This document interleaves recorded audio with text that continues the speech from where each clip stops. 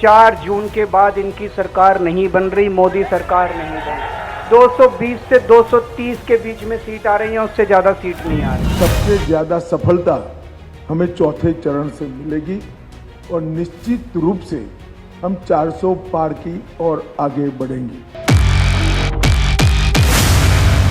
Commissioner की नौकरी छोड़ के दिल्ली की झुग्गियों के अंदर 1 नहीं, 2 नहीं, 3 नहीं, 10 साल तक मैंने दिल्ली की झुग्गियों के अंदर काम किया है। एक और 12 लाख करोड़ के घपले, घोटाले, भ्रष्टाचार करने वाली कांग्रेस और उनके साथी दल है, तो दूसरी ओर नरेंद्र मोदी जी है, जिन पर 25 पैसे का भी भ्रष्टाचार का आरोप नहीं लगा है। 23 साल से दीपावली के दिन की भी छुट्टी लिए बगैर दीपावली के दिन सरहद पर देश की रक्षा करने वाले जवानों के साथ दीपावली मनाने का काम करते हैं।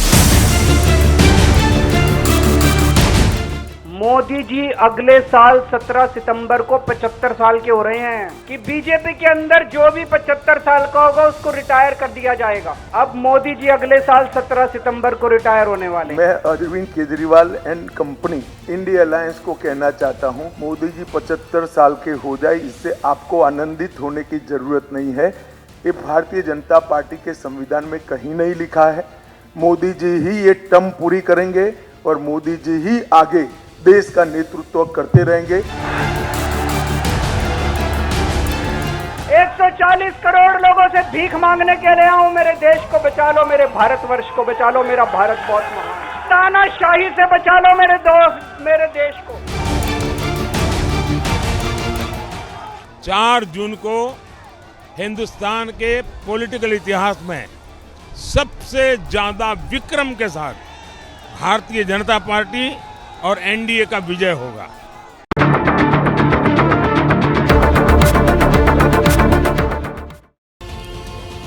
तो एबीपी न्यूज पर नरेंद्र मोदी का इंटरव्यू सुपर ट्रेंडिंग है। इस इंटरव्यू को लाखों लोग देख चुके हैं और आपने इस इंटरव्यू के आखिरी हिस्से पर गौर किया होगा, जिसमें नरेंद्र मोदी कह रहे हैं कि इस बार बीजेपी विक्रम के साथ सबसे ज्यादा सीटों से सरकार बनाएगी। विक्रम शब्द का अर्थ होता है वीरता, शक्ति, यानी पीएम का दावा है कि बीजेपी पराक्रम के साथ हैट्रिक मारने जा रही है।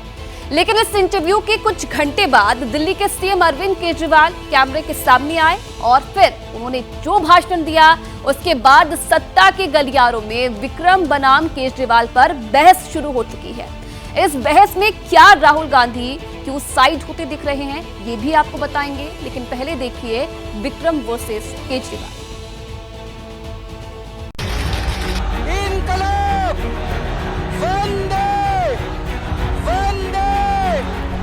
4 जून के बाद इनकी सरकार नहीं बन रही, मोदी सरकार नहीं बन रही। 220 से 230 के बीच में सीट आ रही है, उससे ज्यादा सीट नहीं आ रही। तिहाड़ के बाद इस दहाड़ के कई मायने हैं। भारत माता की। आम आदमी पार्टी के दफ्तर से अरविंद केजरीवाल ने 21 मिनट का भाषण दिया। इस 21 मिनट के भाषण में 24 का नैरेटिव सेट करने का प्रयास किया। अमित शाह और योगी आदित्यनाथ का नाम लेकर नरेंद्र मोदी फैक्टर को टारगेट किया। अब मोदी जी अगले साल 17 सितंबर को रिटायर होने वाले, तो मैं लोगों को, देश के लोगों को आगाह करना चाहता हूं, मोदी जी अपने लिए वोट नहीं मांग रहे। मोदी जी अमित शाह को प्रधानमंत्री बनाने के लिए वोट मांग रहे हैं। मैं पूछना चाहता हूं मोदी जी से और अमित शाह जी से, ये मोदी की गारंटी पूरी कौन करेगा? क्या अमित शाह मोदी की गारंटी पूरी करेंगे? तो मैं बीजेपी से पूछना चाहता हूं, आपका प्रधानमंत्री का दावेदार कौन है? दोस्तों, अगले साल 17 सितंबर तक अगर इनकी सरकार बनी, तो उस पे भी आऊंगा मैं, अगर इनकी सरकार बनी तो पहले अगले 2 महीने में योगी जी को निपटाएंगे। ये अमित शाह का पीएम बनना और योगी आदित्यनाथ को सीएम पद से हटाया जाना, इस परिकल्पना में आम आदमी पार्टी है ही नहीं। लेकिन फिर भी केजरीवाल बीजेपी के कद्दावर नाम गिनवाकर उन लोगों को असमंजस में डालने की कोशिश कर रहे हैं जो नरेंद्र मोदी के वोटर हैं। केजरीवाल के भाषण का पूरा एनालिसिस हम करेंगे। जो कोई बता नहीं पाया और कोई समझा नहीं पाया, वो भी आपको बताएंगे।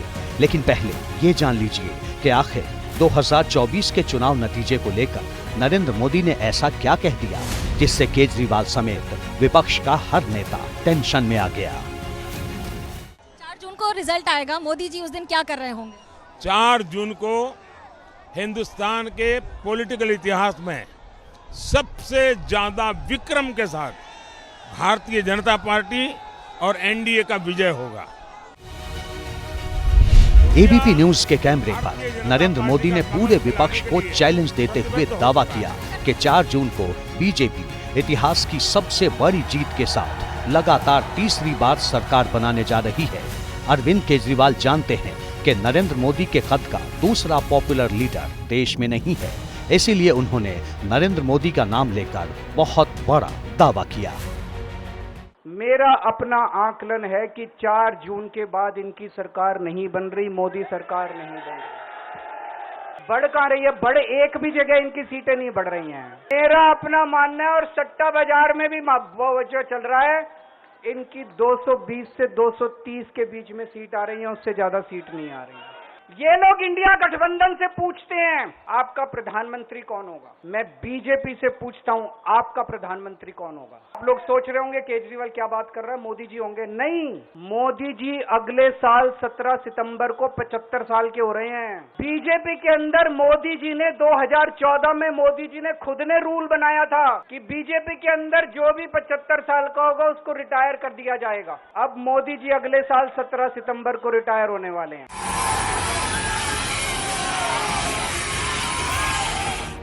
केजरीवाल इस बयान के साथ बाकी बचे 4 चरणों के चुनाव को प्रभावित करना चाहते थे। वो नरेंद्र मोदी की पॉपुलैरिटी को 1 साल का पीएम बताकर अलग एजेंडा सेट करना चाहते थे, लेकिन केजरीवाल के इस प्रयास को झटका दिया अमित शाह ने। और ये चौथा चरण जो है वो एनडीए के लिए बहुत अच्छा है। हमारे तीनों चरण से सबसे ज्यादा सफलता हमें चौथे चरण से मिलेगी और निश्चित रूप से हम 400 पार की और आगे बढ़ेंगे। मैं Arvind Kejriwal and company India alliance को कहना चाहता हूं, मोदी जी 75 साल के हो जाए, इससे आपको आनंदित होने की जरूरत नहीं है। ये भारतीय जनता पार्टी के संविधान में कहीं नहीं लिखा है। मोदी जी ही ये टर्म पूरी करेंगे और मोदी जी ही आगे देश का नेतृत्व करते रहेंगे। जैसे ही घड़ी का काटा दोपहर 2:30 पे आए, बबीता जी का दिल सास बहू साजिश के लिए मचल जाए। और ये है इनकी बहू, पूरे दिन ऑफिस की टेंशन हो जाए गॉन जब ये करें अपना फेवरेट शो फ्री टाइम पे ऑन। इनकी तरह आप भी देखिए अपना फेवरेट शो अपने टाइम पर और डाउनलोड कीजिए एबीपी लाइव ऐप अपने स्मार्ट टीवी पर।